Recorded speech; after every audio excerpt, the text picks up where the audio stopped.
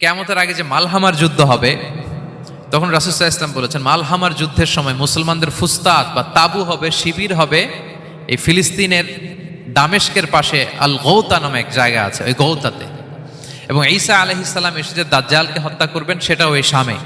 ফিলিস্তিনের বাবুল লুদ এখনো একটা জায়গা আছে, ওই জায়গাটার নাম এখনো বাবুল লুদ, ওখানে তিনি দাজ্জালকে হত্যা করবেন। এবং সেখানে একটা সাদা মিনারা আছে, ফেরেশতার পাখায় ভর করে ঈসা আলাইহিস সালাম তখন সেখানে নেমে আসবেন। ওই ফিলিস্তিনের ওই শাম দেশের ওই মিনারার পাশে তিনি এসে পৃথিবীতে তিনি নুজুল করবেন, নুজুল ঈসা আলাইহিস সালাম। তো তিন এবং জাইতুনের কসম করে বেসিকলি আল্লাহ তাআলা ঈসা আলাইহিস সালামের জন্মস্থানের কসম করেছেন। কারণ তিন এবং জাইতুন, ডুমুর এবং জলপাই, অলিভ কোন দেশে বেশি হয়? শাম দেশে। আওয়াজ করে বলেন কোন দেশে? বর্তমান ফিলিস্তিন এবং সিরিয়া, এবং ওই ভূখণ্ডে আল্লাহ নবী ঈসা আলাইহিস সালামের জন্মস্থান। তাহলে এই দুই ফলের কসম করে বেসিকলি আল্লাহ তাআলা ঈসা আলাইহিস সালামের জন্মস্থানের কসম করেছেন। ওনার প্রতি নাজিল হওয়া যে তাওরাত ইনজিল গ্রন্থ, এই রেভেলেশনের কসম করেছেন। আচ্ছা, এরপরে ওয়াতুরি সিনিন, সিনাই পর্বতের কসম।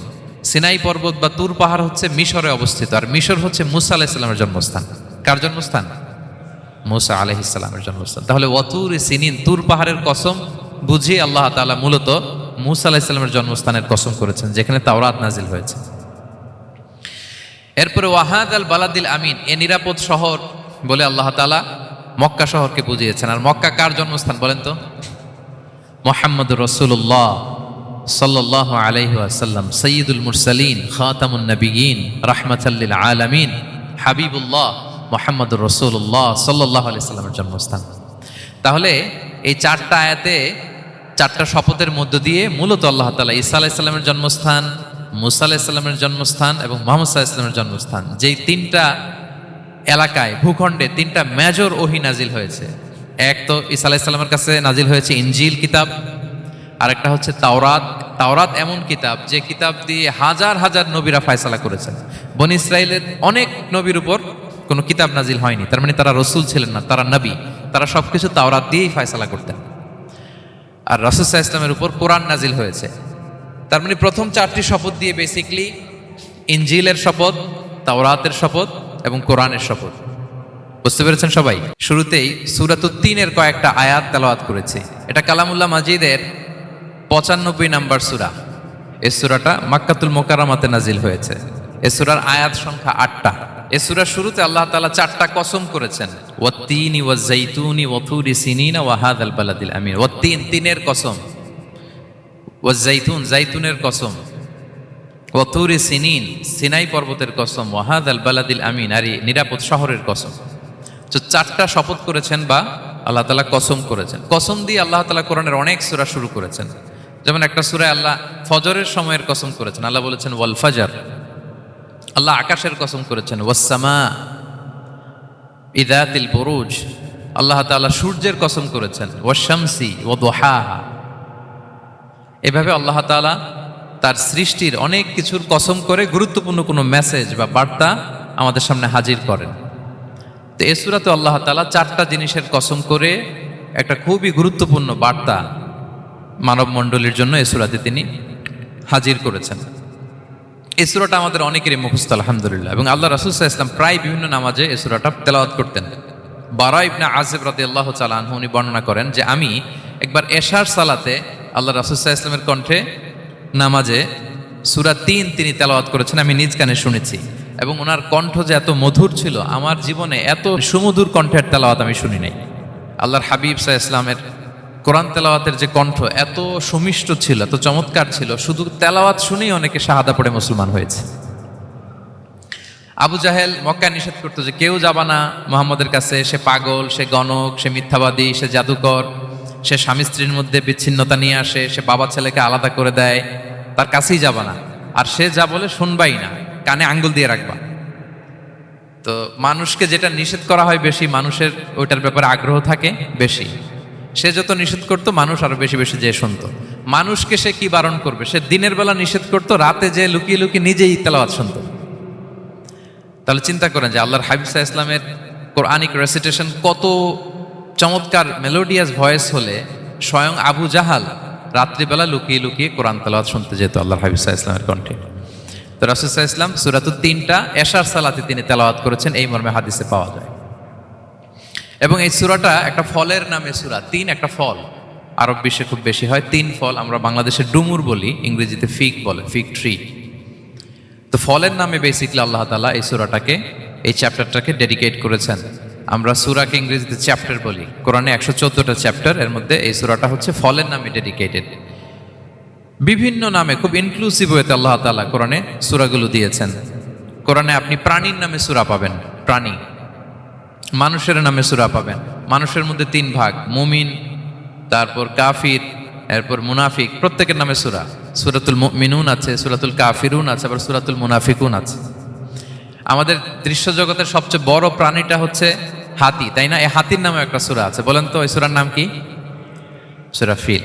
তারপর আমরা যে দেখি আমাদের দৃশ্য জগতের সবচেয়ে ছোট প্রাণী হচ্ছে পিঁপড়া। পিঁপড়ার নামে একটা সূরা আছে, সূরা আন-নামল। আন-নামল মানে পিঁপড়ার সূরা।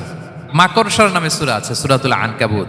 তারপর গোষ্ঠীর নামে সূরা আছে, সূরাতুল আলে ইমরান। বংশের নামে সূরা আছে, সূরাতুল কুরাইশ, কুরাইশ বংশের নামে সূরা। এইভাবে খুব ইনক্লুসিভ ওয়েতে, এমন কিছু নাই যে আল্লাহ তাআলা উল্লেখ করেন নাই। মা ফাররাতনা ফিল কিতাবি মিন শাই, উল্লেখ করে নাই কোরআনে এমন কিছু নাই, সব কিছু আল্লাহ তাআলা উল্লেখ করেছেন। তো এই সূরাটা হচ্ছে একটা ফলের নামে। ফলটার নাম হচ্ছে 3 ফল। আল্লাহ তাআলা বলছেন ওয়াত-তিন, তিনের শপথ। আমি একবার সরল বঙ্গানুবাদ করি, এরপর আমি তাফসিরে ঢুকি। তিনের শপথ, ওয়াজ-জাইতুন, জাইতুনের শপথ। ওয়াতুরি সিনিন, সিনাই পর্বতের শপথ। ওয়াহাদাল বালাদিল আমিন, এই নিরাপদ শহরের শপথ। লাকাদ খালাকনাল ইনসানা ফি আহসানি তাকওয়িম, নিশ্চয় আমি মানুষকে খুব চমৎকার সুন্দর অবয়বে সৃষ্টি করেছি। সুম্মা রাদাদনাহু আসফালা সাফিলিন, এরপরে তাকে আবার নিচু থেকে নিচুর দিকে নামিয়ে দিয়েছি। ইল্লাল্লাযীনা আমানু ওয়া আমিলুস সলিহাত, তবে তারা ছাড়া যারা ঈমান এনেছে এবং সৎকর্ম করেছে। ফালাহুম আজরুন গায়রু মামনুন, তাদের জন্য আছে অফুরন্ত পুরস্কার। ফামা ইউকাযযিবুকা বা'দু বিদ্দিন, এগুলো জানার পরও কিসে তোমাকে দিন অস্বীকারের ব্যাপারে উদ্বুদ্ধ করলো? আলাইসাল্লাহু বিআহকামিল হাকিমিন, আল্লাহ তাআলা কি শ্রেষ্ঠ বিচারক নন? সাদাকাল্লাহুল আযীম। এই হচ্ছে এই সূরাটির সরল অনুবাদ। এবার আমরা তাফসিরে ঢুকি। প্রথমে আল্লাহ তাআলা বলেছেন ওয়াত-তিন, তিনের শপথ। 3 মানে তো আমরা জানলাম, 3 মানে ডুমুর। আল্লাহর হাবিব সাল্লাল্লাহু আলাইহি ওয়াসাল্লাম তিনি 3 ফল পছন্দ করতেন, এবং এটা ডায়াবেটিক্সের জন্য ভালো, ডায়াবেটিক্স নিয়ন্ত্রণ করে। আমাদের বোনদের যাদের ইররেগুলার মেনস্ট্রুয়েশনাল পিরিয়ড হয়, এটার জন্য এটা খুব ভালো, এবং খুব স্ট্রেংথ, স্টেমিনা আনে শরীরে। এটা জান্নাতের একটা গাছ। আদম আলাইহিস সালাম এবং হাওয়া আলাইহিস সালামকে যখন আল্লাহ বলেছিল ওয়ালা তাকরাবা হাযিহিশ শাজারাতা ফাতাকুনা মিনায যালিমিন, আদম এবং হাওয়া জান্নাতের সব জায়গায় যেতে মন চায় যাও, যা খেতে মন চায় খাও, এই নিষিদ্ধ গাছের কাছে যেও না, তাহলে তোমরা জালিম হয়ে যাবে। শয়তান এসে উল্টা বুঝালো, সে বলল তোমাদের খেতে নিষেধ করছে কেন জানো? আল্লাহ চায় না যে তোমরা জান্নাতে থাকো, আল্লাহ চায় এখান থেকে তোমাদের বের করে দিবে, কিন্তু তোমরা যদি এই গাছের ফল খাও আল্লাহ বের করতে পারবে না। দেখছেন শয়তানের অবস্থা? শয়তান কিন্তু নেগেটিভিটি নিয়ে সামনে আসে না, আসে খুব আপনার ওয়েল উইশার হিসেবে, উপদেশ নিয়ে, খুব ভালো একটা পজিটিভ ওয়েতে আসে। তো ওনারা খেয়ে ফেললেন এই নিষিদ্ধ গাছের ফল। খাওয়ার ফলে আদম আলাইহিস সালাম, হাওয়া আলাইহিস সালাম, ওনাদের গা থেকে জান্নাতের পোশাকগুলো ঝরে পড়ে গেল। এখন কি দিয়ে ওনারা ওনাদের প্রাইভেটকে ঢাকবেন? তখন ওনারা, তাফসির ফি জিলালিল কোরআনে এসেছে যে ওনারা এই 3 গাছের পাতা নিয়ে নিজেদের প্রাইভেট ঢেকেছিলেন। সুবহানাল্লাহ। সেই 3 ফলের কসম আল্লাহ করলেন, ওয়াত-তিন, তিনের শপথ। এরপর আল্লাহ তাআলা বললেন ওয়াজ-জাইতুন, জাইতুনের শপথ। জাইতুন মানে হচ্ছে জলপাই। তো আল্লাহ তাআলা বললেন ওয়াজ-জাইতুন, জাইতুনের শপথ। জাইতুন মানে হচ্ছে জলপাই, ইংরেজিতে আমরা যেটাকে অলিভস বলি। তো আল্লাহ 3-এর কসম করলেন এবং অলিভের কসম করলেন। দুইটাই খুব উপকারী ফল, এবং আল্লাহর হাবিব সাল্লাল্লাহু আলাইহি ওয়াসাল্লাম তিনি জলপাইও খুব পছন্দ করতেন। ওনার রেগুলার ফুড আইটেমের মধ্যে জলপাই ছিল, অলিভস ছিল। এটা পাহাড়ি এরিয়া, মরুভূমিতে হয়, এবং রাসূল সাল্লাল্লাহু আলাইহি ওয়াসাল্লাম বলেছেন কুলু যাইত ওয়াদাহিনু ফাইন্নাহু মিন শাজারাতিন মুবারাকা, তোমরা অলিভ অয়েল এটা খেও এবং এটা গায়ে মালিশ করো, কেননা এটা বরকতময় একটা গাছের ফল, শাজারা মুবারাকা। এটা শরীরের ব্যাড কোলেস্টেরলকে কমিয়ে দেয়।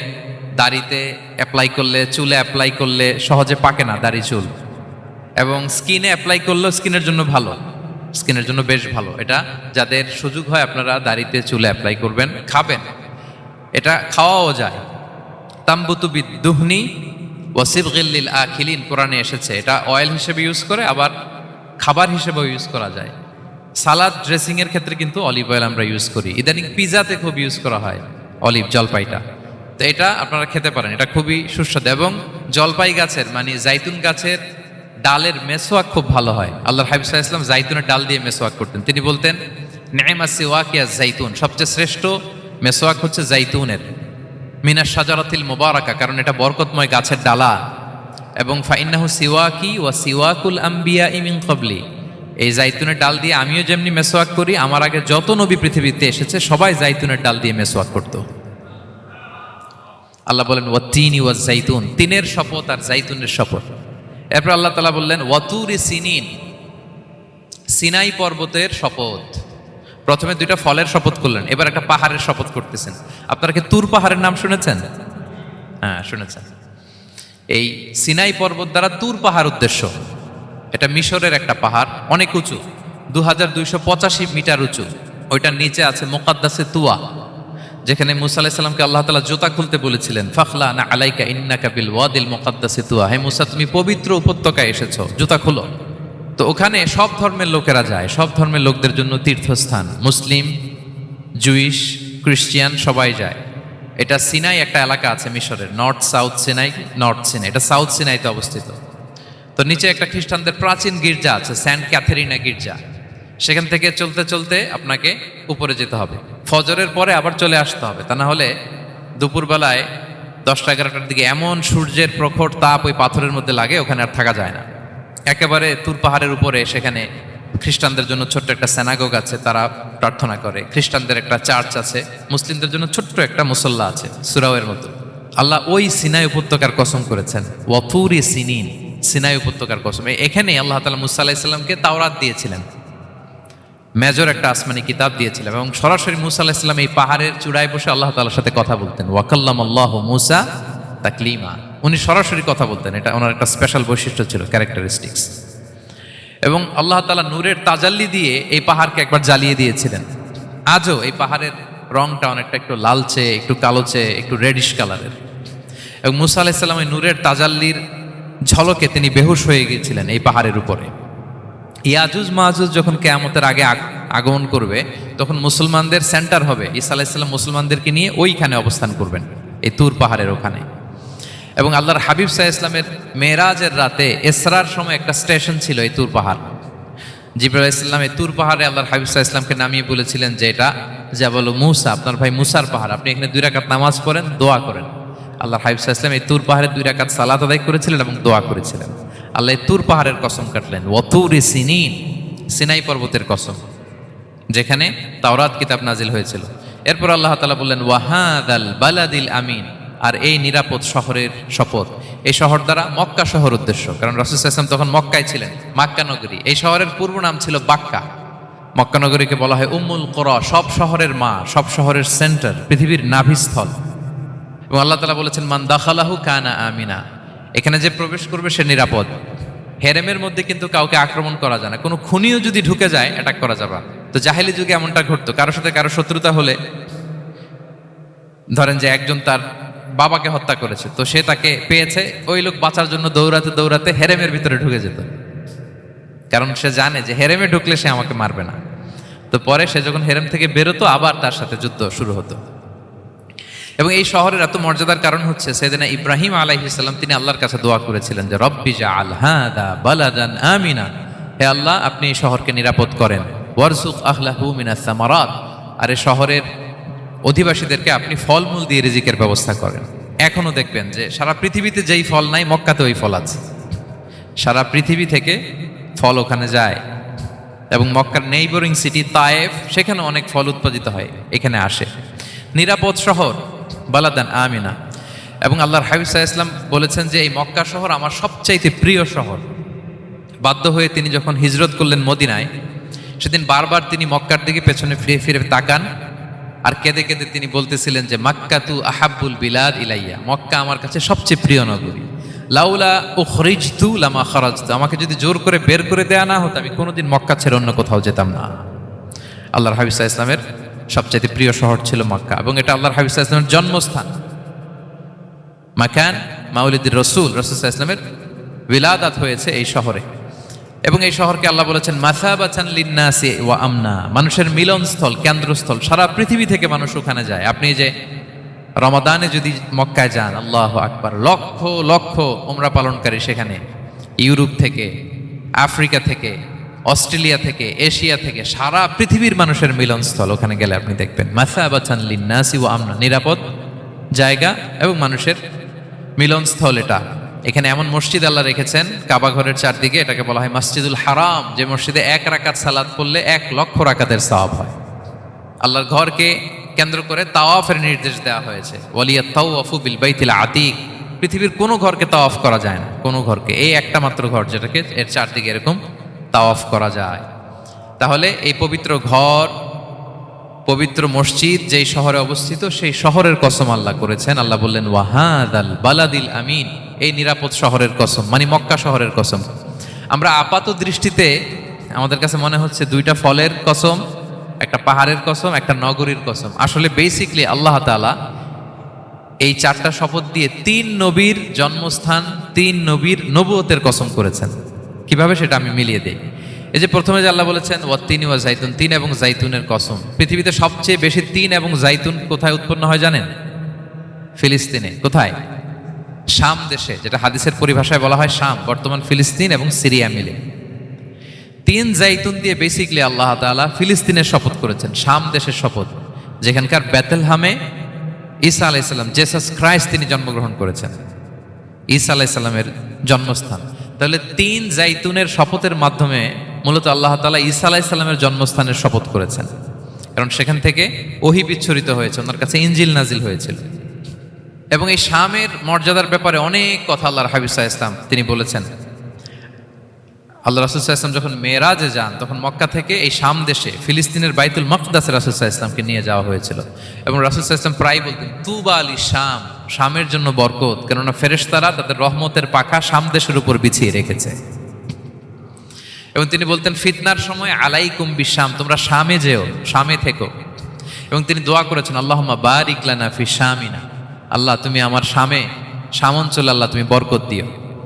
এবং হাদিসে এসেছে এই শামই হচ্ছে আরদুল মাহশার, এখানেই হাসর হবে। শাম অঞ্চলকে বিস্তীর্ণ করে এখানেই ময়দানুল মাহশার আল্লাহ তাআলা কায়েম করবেন, হাসরের ময়দান এখানেই হবে। এবং সেখানেই হচ্ছে সানিউল কিবলাতাইন, আমাদের আগের কেবলা কিন্তু বাইতুল মাকদাসের দিকে ছিল, যেটা শামে অবস্থিত, ফিলিস্তিনে বাইতুল মুকাদ্দাস, যেই মসজিদে নামাজ পড়লে 1 রাকাতে 500 রাকাতের সওয়াব। 3টা মসজিদে সালাত পড়লে স্পেশাল ভার্চুর কথা আছে, এর বাইরে আর অন্য মসজিদের বিশেষ কোনো ফজিলত নাই, বাকি সব মসজিদ সমান। এক হচ্ছে মসজিদুল হারাম, 1 রাকাতে 1 লক্ষ রাকাত। 2 নম্বর মসজিদে নববী, 1 রাকাতে 1000 রাকাতের সওয়াব। আর একটা দুর্বল বর্ণনায় 50,000 রাকাতের সওয়াব। 3 নম্বরে এই মসজিদুল আকসা, 1 রাকাতে 500 রাকাতের সওয়াব। এই 3 মসজিদে যেন আমরা যে সালাত আদায় করতে পারি, আল্লাহ তুমি তৌফিক দান করো। 2 মসজিদে তো একেবারেই সহজ যাওয়া, মক্কা মদিনাতে। বাইতুল মাকদাসের জন্য আমরা যেতে পারি, আল্লাহ তুমি সেই পরিস্থিতি আমাদের জন্য তৈরি করে দাও। তাই বাইতুল মাকদাসের দিকে রাসূল সাল্লাল্লাহু আলাইহি ওয়াসাল্লাম টানা 14 বছর নামাজ পড়েছেন। 14 বছর। প্রথম 13 বছর কোনো সমস্যা হয়নি মক্কায়, কারণ তখন কেবলা বাইতুল মুকাদ্দাস থাকলেও রাসূল সাল্লাল্লাহু আলাইহি ওয়াসাল্লাম সামনে রাখতেন কাবাকে, কেবলা বাইতুল মুকাদ্দাস, কিন্তু তিনি তো মক্কায় ছিলেন নবুয়তের প্রথম 13 বছর, সামনে কাবাকে রাখতেন, তারপরে টু দ্য ডাইরেকশন অফ বাইতুল মুকাদ্দাস। কিন্তু যখন মদিনায় গেলেন তখন তো আর কাবা নাই, তখন রাসূল সাল্লাল্লাহু আলাইহি ওয়াসাল্লাম কাবাকে মিস করতে আরম্ভ করলেন। আর প্রায় আল্লাহর কাছে কামনা করতেন আমার বংশের গোড়া ইব্রাহিম আলাইহিস সালামের রুট, যেখানে আমার জন্মস্থান, সেই কাবার দিকে যদি আবার কেবলাটা ফিরিয়ে দেয়া হতো। কদ নারা তাকাল্লুবা ওয়াজহিকা ফিস সামা ফালানুওয়াল্লিয়ান্নাকা কিবলাতান তারদাহা। আল্লাহ আয়াত নাযিল করলেন, নবী আপনি আকাশের দিকে তাকিয়ে কি ভাবেন আমি বুঝি, আপনি চান কেবলা যেন আমি মক্কার দিকে ঘুরিয়ে দেই। আল্লাহ তাআলা ঘুরিয়ে দিলেন। আল্লাহ বলেন ফাওয়াল্লি ওয়াজহাকা শাতরাল মসজিদিল হারাম, এখন থেকে মসজিদুল হারামের দিকে আপনি টু দ্য ডাইরেকশন অফ কেবলা নামাজ পড়বেন। কেবলা চেঞ্জ হয়ে গেল। তো মদিনায় যে 16-17 মাস আর মক্কায় 13 বছর, মোট 14 বছর আল্লাহর হাবিব সাল্লাল্লাহু আলাইহি ওয়াসাল্লাম এই মসজিদুল আকসার দিকেই হয়েই তিনি নামাজ পড়েছেন। এটা আমাদের আগের কেবলা ছিল। এবং শেষে কিয়ামতের আগে যে মালহামার যুদ্ধ হবে, তখন রাসূল সাল্লাল্লাহু আলাইহি ওয়াসাল্লাম বলেছেন মালহামার যুদ্ধের সময় মুসলমানদের ফুস্তাত বা তাবু হবে, শিবির হবে এই ফিলিস্তিনের দামেস্কের পাশে আল গৌতা নামে এক জায়গা আছে, ওই গৌতাতে। এবং ঈসা আলাইহিস সালাম এসে যে দাজ্জালকে হত্যা করবেন সেটাও এই শামে, ফিলিস্তিনের বাবুল লুদ এখনো একটা জায়গা আছে, ওই জায়গাটার নাম এখনো বাবুল লুদ, ওখানে তিনি দাজ্জালকে হত্যা করবেন। এবং সেখানে একটা সাদা মিনারা আছে, ফেরেশতার পাখায় ভর করে ঈসা আলাইহিস সালাম তখন সেখানে নেমে আসবেন। ওই ফিলিস্তিনের ওই শাম দেশের ওই মিনারার পাশে তিনি এসে পৃথিবীতে তিনি নজুল করবেন, নজুল ঈসা আলাইহিস সালাম। তো তিন এবং জাইতুনের কসম করে বেসিকলি আল্লাহ তাআলা ঈসা আলাইহিস সালামের জন্মস্থানের কসম করেছেন। কারণ তিন এবং জাইতুন, ডুমুর এবং জলপাই, অলিভ কোন দেশে বেশি হয়? শাম দেশে। আওয়াজ করে বলেন কোন দেশে? বর্তমান ফিলিস্তিন এবং সিরিয়া, এবং ওই ভূখণ্ডে আল্লাহ নবী ঈসা আলাইহিস সালামের জন্মস্থান। তাহলে এই দুই ফলের কসম করে বেসিকলি আল্লাহ তাআলা ঈসা আলাইহিস সালামের জন্মস্থানের কসম করেছেন। ওনার প্রতি নাজিল হওয়া যে তাওরাত ইনজিল গ্রন্থ, এই রেভেলেশনের কসম করেছেন। আচ্ছা, এরপরে ওয়াতুরি সিনিন, সিনাই পর্বতের কসম। সিনাই পর্বত বা তুর পাহাড় হচ্ছে মিশরে অবস্থিত, আর মিশর হচ্ছে মুসা আলাইহিস সালামের জন্মস্থান। কার জন্মস্থান? মুসা আলাইহিস সালামের জন্মস্থান। তাহলে ওয়াতুরি সিনিন, তুর পাহাড়ের কসম বুঝিয়ে আল্লাহ তাআলা মূলত মুসা আলাইহিস সালামের জন্মস্থানের কসম করেছেন, যেখানে তাওরাত নাজিল হয়েছে। এরপরে ওয়াহাদাল বালাদিল আমিন, এ নিরাপদ শহর বলে আল্লাহ তাআলা মক্কা শহরকে বুঝিয়েছেন। আর মক্কা কার জন্মস্থান বলেন তো? মুহাম্মদুর রাসূলুল্লাহ সাল্লাল্লাহু আলাইহি ওয়াসাল্লাম, সাইয়্যিদুল মুরসালিন, খাতামুন নবিয়্যিন, রাহমাতাল লিল আলামিন, হাবিবুল্লাহ মুহাম্মদুর রাসূলুল্লাহ সাল্লাল্লাহু আলাইহি ওয়াসাল্লামের জন্মস্থান। তাহলে এই চারটা আয়াতে চারটা শপথের মধ্য দিয়ে মূলত আল্লাহ তাআলা ঈসা আলাইহিস সালামের জন্মস্থান, মুসা আলাইহিস সালামের জন্মস্থান এবং মুহাম্মদ সাল্লাল্লাহু আলাইহি ওয়াসাল্লামের জন্মস্থান, যেই তিনটা এলাকায় ভূখণ্ডে তিনটা মেজর ওহী নাজিল হয়েছে। এক তো ঈসা আলাইহিস সালামের কাছে নাজিল হয়েছে ইনজিল কিতাব, আরেকটা হচ্ছে তাওরাত। তাওরাত এমন কিতাব যে কিতাব দিয়ে হাজার হাজার নবীরা ফয়সালা করেছেন। বনি ইসরাইলের অনেক নবীর উপর কোনো কিতাব নাজিল হয়নি, তার মানে তারা রসুল ছিলেন না, তারা নবী। তারা সবকিছু তাওরাত দিয়েই ফয়সালা করতেন। আর রাসূল সাল্লাল্লাহু আলাইহি ওয়াসাল্লামের উপর কোরআন নাজিল হয়েছে। তার মানে প্রথম চারটি শপথ দিয়ে বেসিকলি ইনজিলের শপথ, তাওরাতের শপথ এবং কোরআনের শপথ। বুঝতে পেরেছেন সবাই? আল্লাহ ওহির শপথ করেছেন। দেখেন, ফল, পাহাড়, নগরী মাড়িয়ে সারা পৃথিবী ঘুরিয়ে আপনাদেরকে শেষ পর্যন্ত ইনজিল, তাওরাত এবং কোরআনে নিয়ে আসছেন। আমার সাথে আসছেন? হ্যাঁ, এই রেভেলেশনের শপথ আল্লাহ করেছেন। তাহলে ওয়াত্তিনি ওয়াজাইতুনি ওয়াতুরি সিনিনা ওয়া হাদাল বালাদিল আমিন, এই চার আয়াতে চারটা শপথের মধ্য দিয়ে মূলত আল্লাহ তাআলা আসমান থেকে নাজিল হওয়া যে ওহী, এই ওহীর শপথ অথবা ওহী যেই ভূখণ্ডে নাজিল হয়েছে সেই ভূখণ্ডগুলোর শপথ করে আল্লাহ একটা গুরুত্বপূর্ণ কথা বলবেন। সেটা কি? আল্লাহ তাআলা বললেন, লাকাদ খালাকনাল ইনসানা ফি আহসানি তাকওয়িম, আর আমি মানুষকে অত্যন্ত চমৎকার অবয়বে সৃষ্টি করেছি, চমৎকার গঠনে, চমৎকার স্ট্রাকচারে, ডিজাইনে সৃষ্টি করেছি। মানুষের দৈহিক অবকাঠামো গঠন এটা যেমনি চমৎকার, মানুষের ইন্টেলেকচুয়াল কাঠামো এটা চমৎকার, মানুষের আচরণগত যে বিহেভিয়ারাল ট্রেডস, ক্যারেক্টারিস্টিক্স এটাও চমৎকার। প্রত্যেক দিক থেকে আল্লাহ তাআলা নান্দনিকভাবে মানুষকে তিনি তৈরি করেছেন। আমরা যদি দেহের কথা বলি, হিউম্যান অ্যানাটমি নিয়ে যাদের ধারণা আছে, আপনি শুনলে অবাক হবেন এত জটিলভাবে আমাদের দেহটা ফাংশন করে। ঠিক যেই মুহূর্তে আমি কথা বলতেছি আমার ব্রেইন সচল, আমার নার্ভ সিস্টেম সচল, হেয়ারিং সিস্টেম, স্মেলিং সিস্টেম, আমার এই যে হার্ট সচল, সিস্টোলিক ডায়াস্টোলিক অলিন্দ নিলয় হচ্ছে, আমার লাং কাজ করতেছে, কিডনি ইজ ওয়ার্কিং পারফেক্টলি, সব কিছু কাজ করতেছে। এত সূক্ষ্মভাবে আমাদের দেহটা কাজ করে, এটাকে ইংরেজিতে বলে মরফোলজি, আকৃতি সংক্রান্ত যে বিদ্যা, এটা নিয়ে যদি আপনি দেখেন যে মানুষের হাত কিভাবে কাজ করে, মানুষের পা কিভাবে কাজ করে, মানুষের হিউম্যান ব্রেইন কিভাবে কাজ করে, আপনি অবাক হবেন। এবং আল্লাহর যে সেট আপ, লাকাদ খালাকনাল ইনসানা ফি আহসানি তাকওয়িম, নিশ্চয় আমি মানব জাতিকে চমৎকার অবয়বে তৈরি করেছি। আপনি যদি অবয়বটা দেখেন, আমাদের স্ট্রাকচার, এর চেয়ে সুন্দর করে আর তৈরি করা যেত না, এর চেয়ে সুন্দর আর হতে পারে না। যেখানে যা দেয়ার, মাথার চুল থেকে পায়ের নখ পর্যন্ত, আপনি একটা ডিজাইনে, স্ট্রাকচারে, সেট আপে আপনি ভুল ধরতে পারবেন না। যেখানে যেটা দরকার, আপনি একটু খেয়াল করে দেখেন যে এই যে আমাদের চোখ, চিকিৎসা বিজ্ঞান বলতেছে যে মানুষ 10 মিলিয়নেরও বেশি রং শনাক্ত করতে পারে। Human eyes can identify more than 10 million colours. 10 মিলিয়নেরও বেশি রং আমরা আমাদের চোখ দিয়ে শনাক্ত করতে পারি। সুবহানাল্লাহ, সুবহানাল্লাহ বিহামদি। আচ্ছা, চোখের সেট আপটা একটু যদি খেয়াল করেন, দেখেন আমার এই চোখ এখানে না থেকে এটা যদি জাস্ট 2 ইঞ্চি উপরে এখানে হইতো, এইটা যদি কপালে যদি আমাদের চোখ হইতো, কি অবস্থা হইতো বলেন তো? সিজদা দিতে পারতেন আল্লাহকে? বলেন, দিতে পারতেন? আচ্ছা, আমরা কিছু খাওয়ার সময় আমরা কি করি? ওইটা ভালো আছে কিনা, পচে গেল কিনা, স্মেলটা আগে দেখি, তারপরে খাই। দেখেন কত চমৎকার সেট আপ। একটু খেয়াল করেন, এই নাকের সেট আপ যদি এইখানে না থাকে, আমাদের নাক যদি পেছনে থাকতো, খাওয়ার সময় খাবারটা বাসি কিনা, ভালো আছে কিনা কি করতেন? লাকাদ খালাকনাল ইনসানা ফি আহসানি তাকওয়িম। আচ্ছা দেখেন, এই যে আমরা কান দিয়ে শুনি, এই যে কান পেঁচানো, মনে করেন না যে এমনি এমনি পেঁচানো, এই পেঁচানো, এটাই পথ না থাকলে আমরা শুনতেই পেতাম না। এটা এমনভাবে সেট আপ করা, এটাই ইথারে ভাষা তরঙ্গকে এয়ার ড্রামের ভেতরে সুন্দরভাবে ইনপুট করে, নাহলে আমরা শুনতে পেতাম না। আপনার এই কান কেটে ফেলে দিলে আপনি শুনতে পারবেন না। এটা এইভাবেই যেতে হবে, সুরঙ্গটা এইভাবে তৈরি হইতে হবে। আচ্ছা দেখেন, আপনার কান, এই কান যদি এইখানে না থেকে আপনার ডান বগলের নিচে হইতো, বাম কান যদি বাম বগলের নিচে হইতো, তাহলে কি হইতো বলেন? আজকে আমার ওয়াজ কিভাবে শুনতেন বলেন দেখি, কিভাবে শুনতেন? বুদ্ধি আছে বলে যে হুজুর এইভাবে শুনতাম। সুবহানাল্লাহ, সুবহানাল্লাহ। লাকাদ খালাকনাল ইনসানা ফি আহসানি তাকওয়িম। আমি মানুষকে সবচেয়ে সুন্দর সর্বোত্তম গঠনে তৈরি করেছি।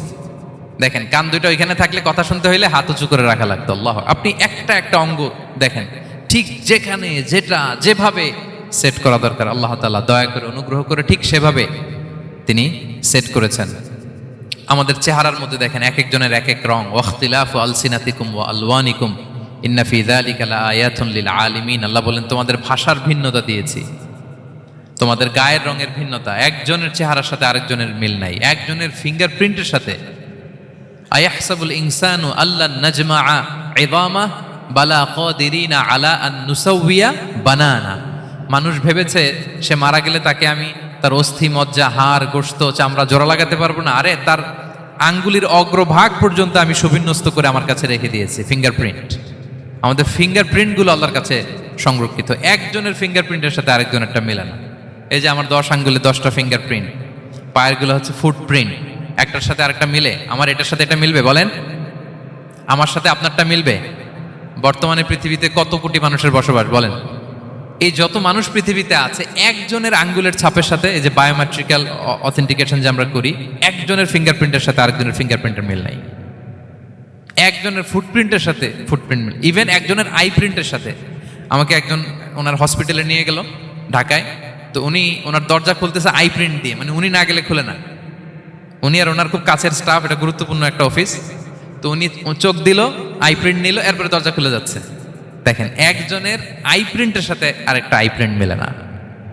সুবহানাল্লাহ। প্রিয় ভাইরা, একজনের ফিঙ্গারপ্রিন্টের সাথে আরেকজনের ফিঙ্গারপ্রিন্টের কোনো মিল আছে পৃথিবীতে? ফুটপ্রিন্টের সাথে, আই প্রিন্টের সাথে? কারণ ডিজাইনারটা কে বলেন তো? হুয়াল্লাযী ইউসাউবিরুকুম ফিল আরহামি কাইফা ইয়াশা। মায়ের পেটে থাকতেই আল্লাহ তাআলা এগুলো ডিজাইন করে দিয়েছেন। আমি কেমন হব, আমার বৈশিষ্ট্য কেমন কেমন হবে, এই যে আমি যে আমার বাবা দাদা 14 পুরুষের ডিএনএ বয়ে বেড়াই, এগুলো সব নিয়ে আমার বৈশিষ্ট্য, আমার কণ্ঠস্বর, আমার ক্যারেক্টারিস্টিক্স, আমার ফিচার কেমন হবে, সব তিনি আল্লাহ তাআলা মায়ের পেটে থাকতেই ডিজাইন করে দিয়েছেন। সুবহানাল্লাহ। আল্লাহ বলছেন, লাকাদ খালাকনাল ইনসানা ফি আহসানি তাকওয়িম। প্রিয় ভাইরা, কসম করার পরে আল্লাহ যে কথাটা বলেন, এটা অনেক গুরুত্বপূর্ণ, খুবই গুরুত্বপূর্ণ বার্তা। আল্লাহ চারটা কসম করে, তিনটা নবীর জন্মস্থানের শপথ করে তিনি বললেন, লাকাদ খালাকনাল ইনসানা ফি আহসানি তাকওয়িম। নিশ্চয় আমি অত্যন্ত চমৎকার আকৃতিতে মানুষকে তৈরি করেছি। মানুষের গঠন এরকম, মাথা থেকে পা পর্যন্ত। আমি তো দু একটার কথা বললাম, চোখ, নাক, কান। আপনি একটা একটা করে যদি ধরেন, আমাদের হেয়ারিং সিস্টেম কিভাবে কাজ করে, হেয়ারিং নার্ভ কিভাবে কাজ করে, আমাদের সেন্সেশন কিভাবে কাজ করে, আমাদের ব্রেন কিভাবে কাজ করে। আমাদের এক একজনের ব্রেন 1.5 কেজি ওজন, 3 পাউন্ডের মতো একটা সুস্থ মানুষের অ্যাভারেজ ব্রেনের ওজন। এই ব্রেনের মেমোরি হচ্ছে 2.5 মিলিয়ন গিগাবাইট। আপনার মোবাইলে স্পেস কত বলেন, মেমোরি কত? হ্যাঁ, 512 জিবি। আর আমার আর আপনার ব্রেইনের যে মেমোরি, এই মেমোরি হচ্ছে 2.5 মিলিয়ন গিগাবাইটস। আল্লাহ, এই যে প্রতি মুহূর্তে আমাদের নিউরন কানেক্টিভিটি হচ্ছে, ব্রেনের স্নায়ুগুলোর যত কানেক্টিভিটি হয়, যত আমরা চিন্তা করে ব্রেনকে খাটাই, নতুন নতুন জিনিস আমরা তৈরি করতে পারি। এবং এমনভাবে আল্লাহ তাআলা এমন সফিস্টিকেটেড ব্রেইন আল্লাহ মানুষকে দিয়েছে, মানুষ পারে না এমন কিছু নাই। মানুষ যা কল্পনা করতে পারে, মানুষ তা করে দেখাতে পারে। এজন্য আমাদের কল্পনার জানালাটাকে বড় করতে হবে। আই রিপিট, মানুষ যা কল্পনা করতে পারে, ইমাজিন করতে পারে, সেটা মানুষ করে দেখাতে পারে। ওই ক্যাপাসিটি দিয়ে আল্লাহ তাআলা মানুষকে তৈরি করেছেন। সুবহানাল্লাহ, সুবহানাল্লাহ। লাকাদ খালাকনাল ইনসানা ফি আহসানি তাকওয়িম। এই ব্রেনকে খাটিয়ে মানুষের কত ইনভেনশন, কত ডিসকভারি, মানুষ সভ্যতার পর সভ্যতা বিনির্মাণ করেছে। চোখ ধাঁধানো মানুষের আবিষ্কার তাক লাগিয়ে দিয়েছে গোটা বিশ্বে একটার পর একটা করে। আল্লাহ এমনভাবে মানুষকে তিনি তৈরি করেছেন, লাকাদ খালাকনাল ইনসানা ফি আহসানি তাকওয়িম। চমৎকার অবয়বে, তার দৈহিক অবয়ব যেমনি সুন্দর, তার বুদ্ধিগত, তার চিন্তাগত, তার ইন্টেলেক্ট এটাও তেমন সুন্দর, এটাও তেমন চমৎকার। পৃথিবীর কোনো প্রাণীকে আল্লাহ তাআলা এরকম হিউম্যান ব্রেনের মতো এরকম সফিস্টিকেটেড ব্রেন দিয়ে, ইন্টেলেক্ট দিয়ে তৈরি করেনি। এজন্য সব প্রাণী থেকে মানুষ আলাদা, সব প্রাণী থেকে মানুষের চিন্তা, বিবেক, বুদ্ধি এগুলো আলাদা। তাহলে দেখেন, মানুষের শ্রেষ্ঠত্ব মূলত এগুলোর দ্বারা। মানুষ যদি তার চিন্তা, বিবেক, বুদ্ধি খাটায়, সে শ্রেষ্ঠ হয়ে যায়। আমি একটা কথা প্রায় বলি যে মানুষ যদি ভালো হয় সে ফেরেশতার চেয়েও ভালো, আর মানুষ যদি খারাপ হয় সে পশুর চেয়েও নিকৃষ্ট। আল্লাহ বলেন, উলাইকা কাল আনআমি বাল হুম আদাল লাহুম কুলুবুল লা ইয়াফকাহুনা বিহা ওয়া লাহুম আ'য়ুনুল লা ইউবসিরুনা বিহা ওয়া লাহুম আযানুল লা ইয়াসমাউনা বিহা উলাইকা কাল আনআমি বাল হুম আদাল। তাদের হৃদয় আছে, ওটা দিয়ে অনুধাবন করে না সত্যকে। চোখ আছে, ওটা দিয়ে সে সত্যটা দেখে না। কান আছে, হকের কথা শোনে না। উলাইকা কাল আনআম, আল্লাহ বলেন তারা প্রাণীর মতো, চতুষ্পদ জন্তুর ন্যায়। শুধু অতটুকুই না, বাল হুম আদাল, তারা তার চেয়েও নিকৃষ্ট, তার চেয়েও নিকৃষ্ট। তাহলে মানুষ ভালো হলে সে ফেরেশতাকে ছাড়িয়ে যায়, আর মানুষ নিকৃষ্ট হলে সে পশুত্বকে হার মানায়। কথা বুঝতে পেরেছেন? মানে আমরা ভালো হলে সবচেয়ে ভালো, খারাপ হলে সবচেয়ে খারাপ। একটা পশু আর একটা পশুকে হত্যা করে কেটে 20 টুকরা করছে, এরকম কোন নিউজে আসছে কোনোদিন?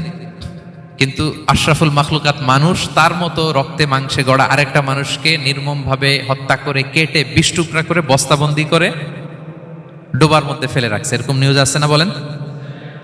আছে। মানুষ তার মতো একটা মানুষকে নির্মমভাবে হত্যা করে।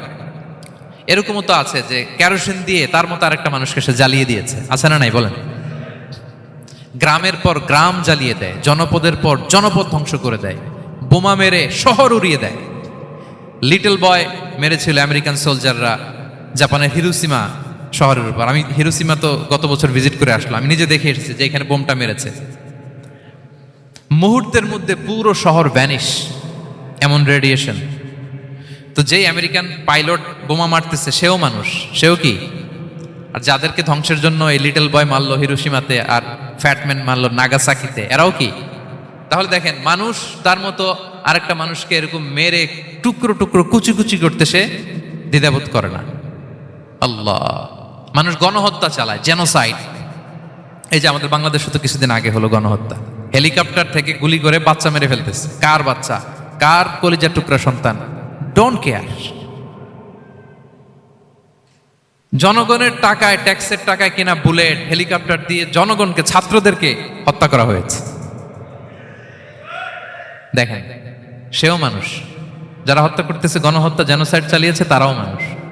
তাহলে মানুষ যদি খারাপ হয়, মানুষের চেয়ে খারাপ আর কেউ হয়? আর মানুষ ভালো হলে মানুষের চেয়ে ভালো কেউ হতে পারে? মানুষ এমন জায়গায় যেতে পারে যেখানে ফেরেশতারাও যেতে পারে না। জিবরাইল ইসলামের যাওয়ার সীমানা যেখানে শেষ, মুহাম্মদ সাল্লাল্লাহু আলাইহি ওয়াসাল্লামের ঊর্ধ্ব জগতের কাহিনী সেখান থেকে শুরু। আল্লাহু আকবার। তাহলে মানুষ ভালো হলে ফেরেশতাকে ছাড়ায়, মানুষ খারাপ হলে পশুত্বকে হার মানায়। So the decision is yours. রাস্তা দুইটা, আপনি কোন দিকে যাবেন? আপনি কি ডান দিকে জান্নাতের পথে যাবেন নাকি বাঁ দিকে জাহান্নামের পথে যাবেন? সিদ্ধান্ত আপনার। আল্লাহ তাআলা বললেন, লাকাদ খালাকনাল ইনসানা ফি আহসানি তাকওয়িম। আমি মানুষকে চমৎকার আকৃতিতে তৈরি করেছি। হাতের মেকানিজম কি, পায়ের মেকানিজম কি, আমার চেয়ে আপনারা ভালো জানেন। এগুলো ঘন্টার পর ঘন্টা আপনি বলতে পারবেন যে কেমন ভাবে আল্লাহ তাআলা তৈরি করেছেন। আল্লাহ বলেন, মানুষকে আমি অত্যন্ত চমৎকার আকৃতি দিয়ে তৈরি করেছি। তার সৃষ্টিগত কাঠামো, তার বুদ্ধিবৃত্তিক কাঠামো, তার চিন্তাগত কাঠামো, তার আচরণগত কাঠামো, তার নৈতিকতায় তাকে এমন উচ্চ মর্যাদার আসন আমি দিয়েছি, এটা যদি সে অ্যাচিভ করে, বিলং করে, তাহলে তার চেয়ে শ্রেষ্ঠ কেউ আর হতে পারে? কিন্তু আল্লাহর দেয়া এই ক্যাপাসিটিগুলো, এই নেয়ামাগুলো যদি সে অ্যাকসেপ্ট না করে, সে যদি পশুত্বের পথে হাঁটে, সে যদি শয়তানের দেখানো পথে হাঁটে, তাহলে সে এত নিচে যাবে, অন্য কেউ আর এত নিচে যেতে পারে না। মানুষ যত নিচে যেতে পারে, ফেরেশতারাও অত নিচে যেতে পারবে না, জিন জাতীয় পারবে না, কোনো প্রাণীর পক্ষে যাওয়া সম্ভব না।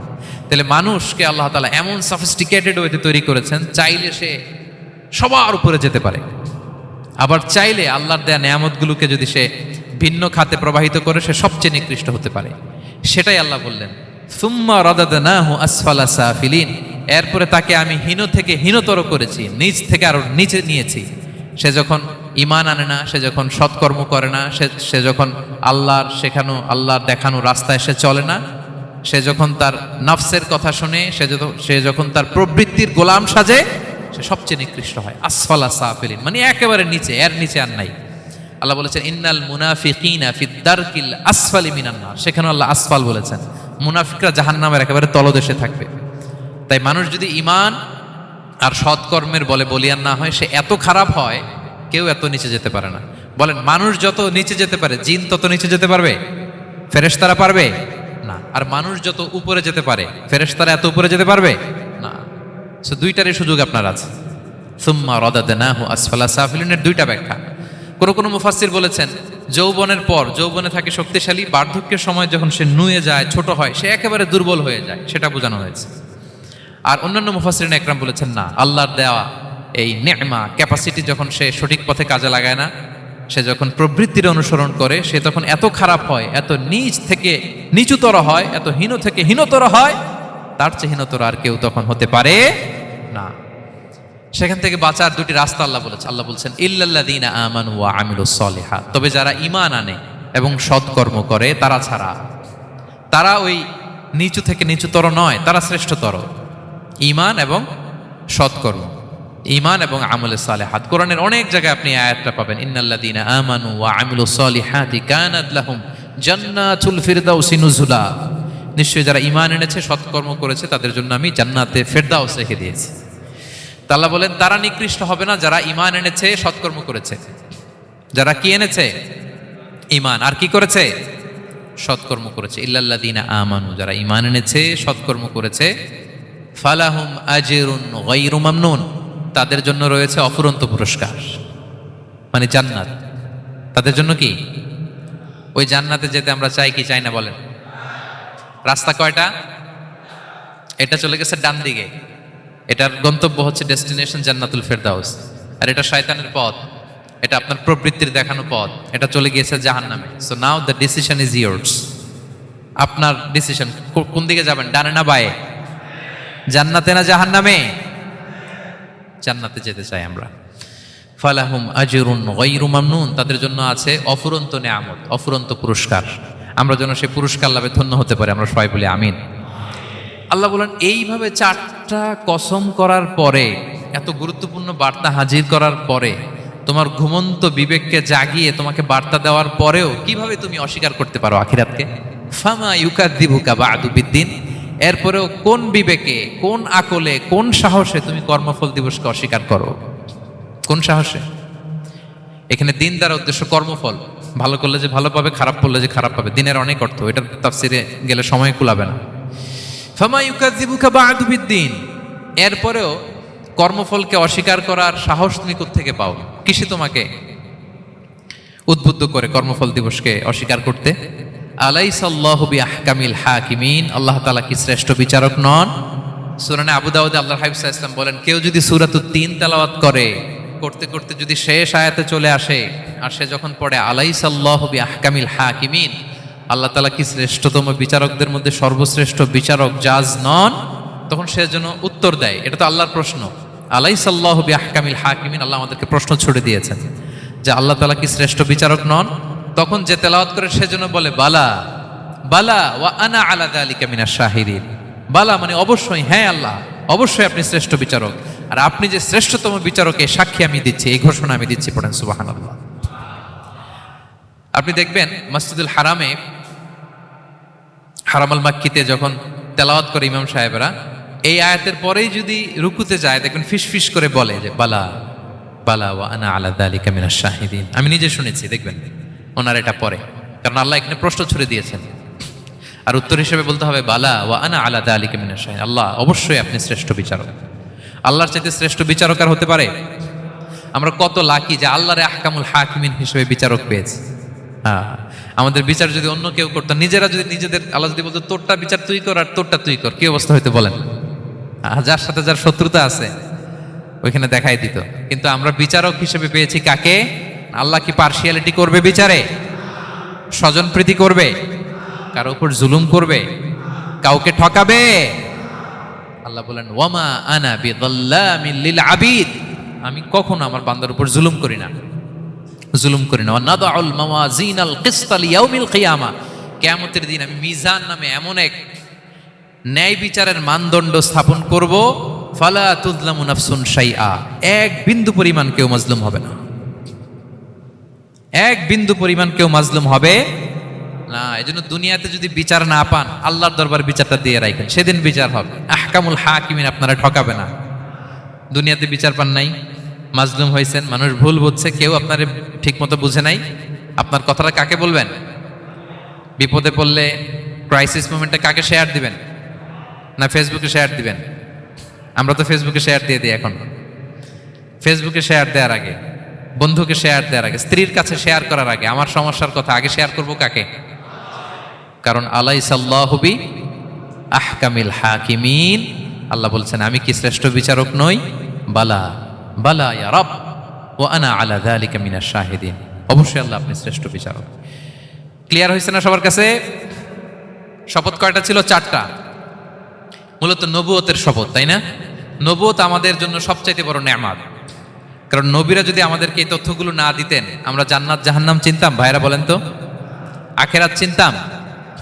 এই যে আখেরাত হবে, পুলসিরাত হবে, day of judgement, day of accountability, আল্লাহর সুপ্রিম কোর্টের কাঠ গড়ায় পাই টু পাই হিসাব দিতে হবে, নবীরা না এসে বললে আমরা এত বুঝতাম না। নবীরা জান্নাত জাহান্নাম চিনিয়েছে, আল্লাহর বিশদ পরিচয় আমাদের সামনে তুলে ধরেছে, আখিরাতের পরিচয়, লাইফ আফটার ডেথ কিরকম হবে সবকিছু আমাদের কাছে তুলে ধরেছে। সো নবুয়ত আল্লাহ তাআলার পক্ষ থেকে অনেক বড় নেয়ামত।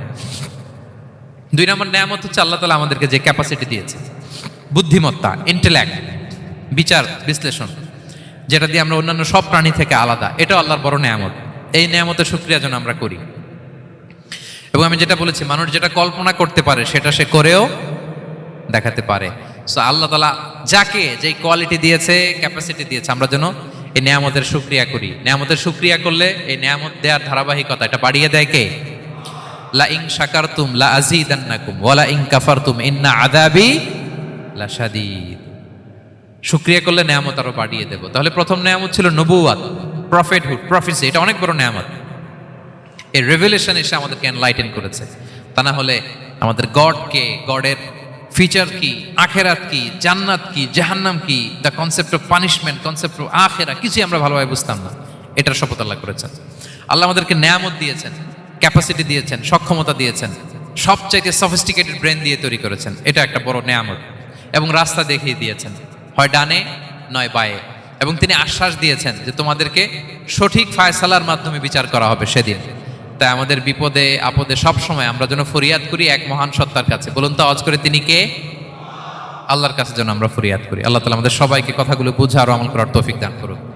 হাযা মা ইনদি ওয়াল ইলমু ইনদাল্লাহি আলাইহি তাওয়াক্কালতু ওয়া ইলাইহি উনীব। সুবহানাকাল্লাহুম্মা ওয়া বিহামদিকা আশহাদু আল্লা ইলাহা ইল্লা আনতা আস্তাগফিরুকা ওয়া আতুবু ইলাইক।